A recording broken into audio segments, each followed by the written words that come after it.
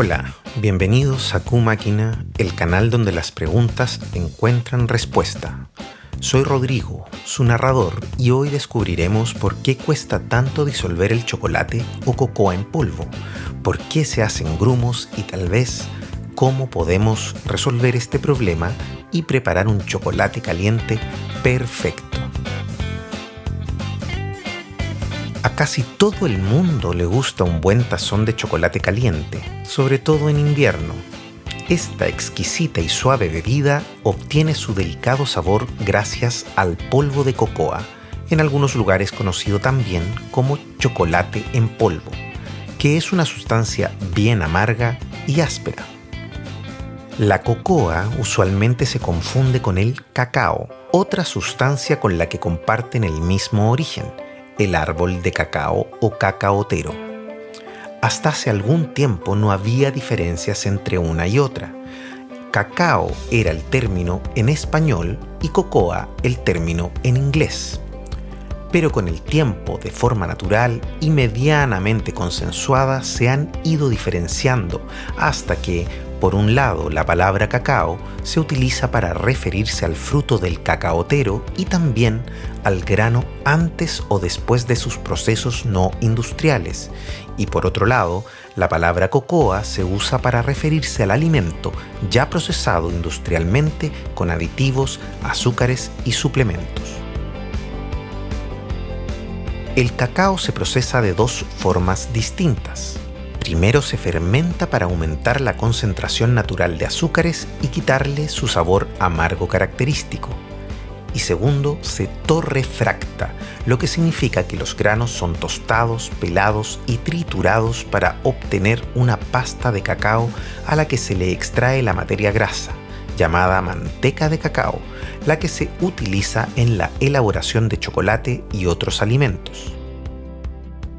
La cocoa, por su parte, es el resultado del proceso anterior, sumado a la adición de otros ingredientes como azúcar o endulzante, leche en polvo, lecitina de soya, fibras vegetales, etc., además de un proceso llamado alcalinización, lo que quiere decir que al cacao se le agrega carbonato de potasio o sodio para reducir aún más el sabor amargo del cacao y hacerlo mucho más soluble. Esta alcalinización se conoce también como proceso holandés y tiene sus defensores y detractores, por lo que no siempre se realiza. Cabe notar que, como dijimos, esta diferenciación entre cacao y cocoa se ha ido dando de forma natural y semi-consensuada. Sin embargo, no todo el mundo está de acuerdo con ella. Es por eso que algunos fabricantes y productores utilizan la palabra cacao y cocoa indistintamente para etiquetar sus productos, por lo que es recomendable leer bien la lista de ingredientes para saber con precisión qué alimento estamos consumiendo. Ahora a la bebida. Independiente de la palabra que usemos, casi todos hemos pasado por ese frustrante proceso de tener nuestro tazón de leche calentita, verter sobre ella la cocoa solo para terminar consiguiendo una montaña de polvo café sobre la leche. Podemos revolverlo hasta el cansancio e incluso conseguir que desaparezca, solo para que después de unos instantes el montoncito de polvo vuelva a aparecer casi como si quisiera burlarse de nosotros. ¿Cuál es el problema entonces?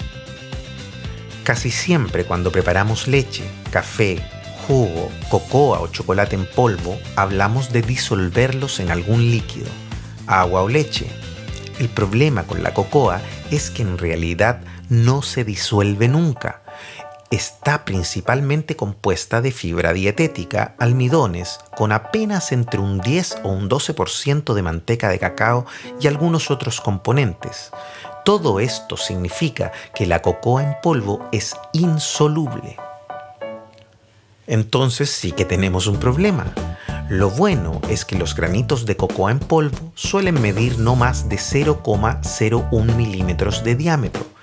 Nuestra lengua apenas los puede detectar, lo que significa que si estas partículas están lo suficientemente dispersas en el líquido como para formar una suspensión, se sentirá suave en la boca. Una cucharada de cocoa en polvo contiene aproximadamente 2.000 millones de partículas, por lo que hay que separarlas muy bien. Como si esto fuera poco problema, resulta que la cocoa es hidrofóbica, lo que quiere decir que repele el agua. Además, a sus partículas les encanta estar juntas, por lo que tienden a formar grumos. Y si bien la cocoa en sí es más densa que el agua, por lo que debería hundirse, el aire que hay entre medio de estos grumos es tal que al final produce que estos floten. Y como si lo anterior aún no fuera suficiente, cada grumo tiende a desarrollar una especie de escudo antiagua gracias al almidón que absorbe una pequeña cantidad de ella y forma una película que debido a la tensión superficial impide que el líquido penetre aún más al interior del grumo. Entonces, ¿qué hacemos? Hay dos formas de derrotar a estos grumos porfiados. La primera es escoger correctamente nuestro líquido. El agua o la leche fría, debido a su baja temperatura, no tienen tanta energía como el agua o la leche caliente, por lo que sus moléculas se mueven menos. Es por eso que no pueden penetrar tan fácilmente en las cavidades de los grumos. En cambio, si el agua o la leche están calientes, tienen más energía y sus moléculas se mueven constantemente, por lo que penetran mucho más fácilmente. Por otra parte, si usamos leche en lugar de agua, la leche entera, no descremada, funciona aún mejor, ya que si bien la cocoa es hidrofóbica, o sea, repele el agua, no es lipofóbica, es decir, no repele las grasas, por lo que las gotitas de grasa de la leche rodearán a las partículas de cocoa y ayudarán a que éstas se separen entre sí y desarmarán los grumos. La segunda manera de ganar la batalla en contra de los grumos es agitar o revolver el polvo de una forma particular, vertiendo la cocoa en muy poco líquido, moviendo la cuchara vigorosamente o mejor aún, aplastando el polvo contra el borde del tazón. Lo importante es que la cantidad de líquido sea la justa para que cuando se formen los grumos, estos no tengan el espacio suficiente para separarse entre sí y quedar fuera del alcance de la cuchara. Una vez que todas las partículas de polvo están en contacto directo con el líquido, ya sea leche o agua, estas no volverán a agrumarse, por lo que nuestro problema estará resuelto. Entonces, con todos estos datos, el método científico para conseguir una buena taza de chocolate caliente es el siguiente. Vierte y aplasta el polvo de cocoa sobre la superficie interna de un tazón relleno con una ligera cantidad de leche entera caliente, para así separar los grumos y luego de a poco vierte el resto del líquido. Así de simple.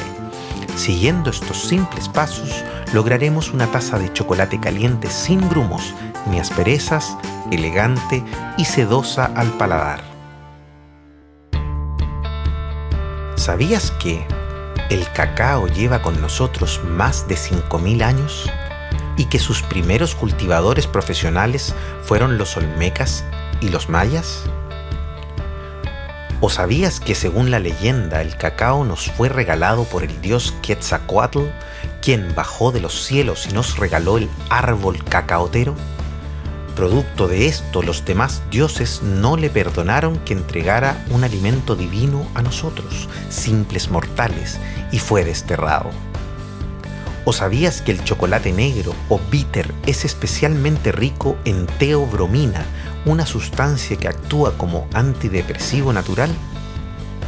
Entonces, mientras sea sin azúcar, vamos por esa barra de chocolate. Eso sería todo. Gracias por vernos y por favor no olviden que cualquier pregunta que tengan que necesite una respuesta, no duden en dejarla más abajo en los comentarios. Si el video les gustó o les pareció útil, por favor dejen un me gusta, suscríbanse y pinchen la campanita. Así no se perderán los próximos videos que estarán muy interesantes. Una vez más, gracias. Chao.